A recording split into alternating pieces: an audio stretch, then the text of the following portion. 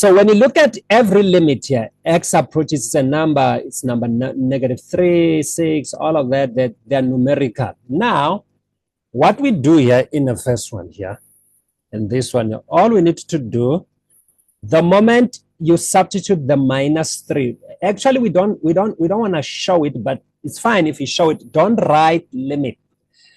Here's a secret. That arrow, it actually acts like an equal sign. It's basically like almost say x equals to -3. Keep that in mind. You're gonna need that, but they don't tell you this, guys. Yes. So you're gonna substitute. So it's gonna be -3 all squared, and then minus the 13 equals 2. I don't need to punch that in a calculator because you know how to put it in a calculator and get the answer. We good, right? All right. Yes. The next one, which is number 12, it's the same thing. Substitute 2 there, but don't write the word limit, and then you get the answer. Number 13, exactly the same thing. Go substitute 6 in place of t, work out the answer. Number 14, go substitute -2, work out the answer. This is basically saying, hey, if x is -2, what is the y value? Well, you're like, well, I'm going to substitute. That's what it is. That's limit. You understood that one. Am I right? Yes. All right, fine. Now, those are straightforward. Now, the crazy guys are these ones. These ones, the one with the division, like the rational one, the one with fractions, these guys here.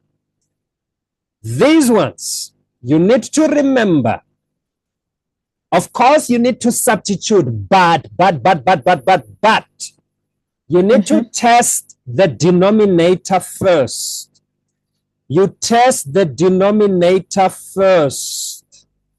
It must never be 0 because you're having 2 here. So your mind says, let me check that denominator. If I were to put 2 here, will I get 0 at the bottom? Yes or no? If you do not get 0, then everything is good. Just substitute the number and work it out. That's all. Like in this case, you don't get a 0. Can you see that? Yes. So that means we're going to put our number there. Then we work it out. We're done. All right. But let me say it now. If the denominator gives you 0, it means you must factorize numerator. Sometimes and denominator. Actually, the idea is that whatever you're factorizing at the top, those factors, one of them or two of them must cancel something at the bottom. You get it? Yes. The one with the fraction, the rational ones. Make sure the denominator is not 0. Test out denominator first. If it becomes 0, factorize and cancel out. Then you can do the substitution after you cancel. But if you do not get 0 in the denominator, just go ahead and do substitution like how you did the other ones. I hope it's making sense to you. Is it making sense? Yeah. Yes. That's the idea. That is the idea. Well, you can even see this one, number 18. If you put 2, you don't have a problem here. Can you see that? No problem here. Yeah. You do not have a problem here, so you can just substitute and get the answer. This one, by 16, is 2/3. There is no denominator. Just substitute 2/3 in place of the letter S. That's all. This one, you just substitute -3. It's all substitution. All right. I think you got it, right? Yes. All right. But there is something about the one with the denominator ones. You've got the one that have denominators or numerator, the one with as fractions, where you've got square roots and cube roots. Square roots and cube roots. Because all you need to do when you factorize, remember one way to factorize, there's basically 4 ways, basically, I would say. One is F. It's where you take out a common factor. Number 2, it's where you do the dots, which is what I call difference of 2 squares. Yes. And then the third one is where you're having a trinomial. Sometimes you call it quadratic, some of you. because it's equated to 0 trinomial. And then the fourth one is where you are going to have cubic instead of a is the one we say small bracket, big bracket. You've got a binomial by a trinomial.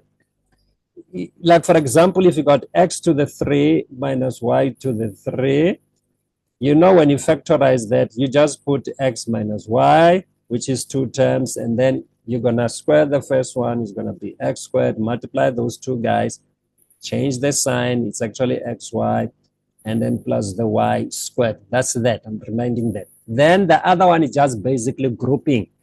All right? Yes. All right. Then another one, it's where you need to rationalize. You might, where the square roots, you rationalize denominator and or numerator. You can rationalize the top alone. You can rationalize the bottom alone. You can rationalize both of them at the same time. We're good? Yeah, where you've got square roots and cube roots. Particularly where you've got cube roots, you'll find something with 2 terms and then they put like 1 over the 3rd. In other words, you'll see it by a 3 beneath, even though it's 2, yeah. Because a cube means the exponent is divided by 3. Yes. Yeah, because when you change it, that one, it will be the cube root. It's basically that, but they love to hide it with a 3rd over the 3. That's what it will be. All right, yeah. Now.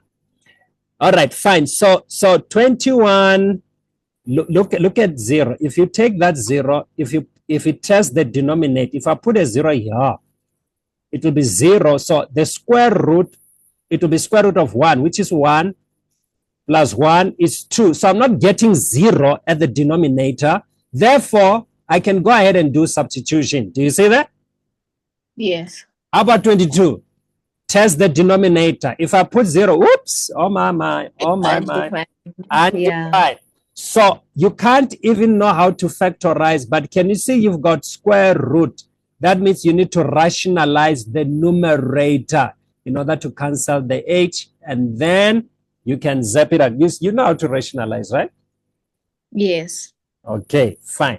So that one, it needs to be rationalized. So I'm just gonna leave it to you. So it will cancel that h. That one. Or maybe let's just do this one. Let's just do it. Yes. Yeah. So let me move it up there so that we can rationalize it. Yeah. There we go. So we have. I've got limit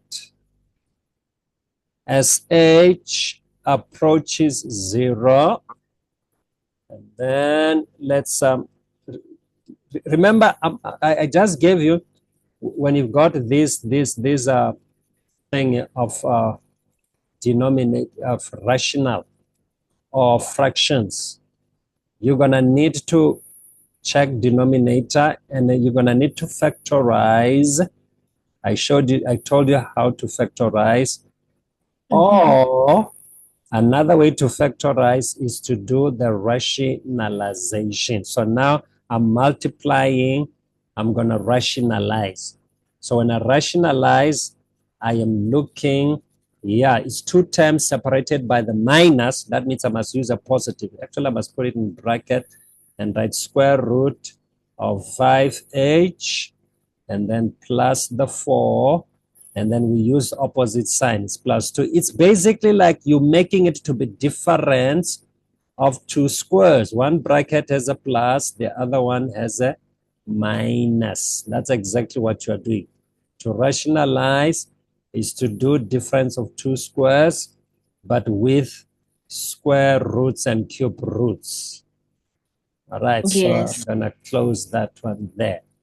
All right. So what is it called? Conjugating.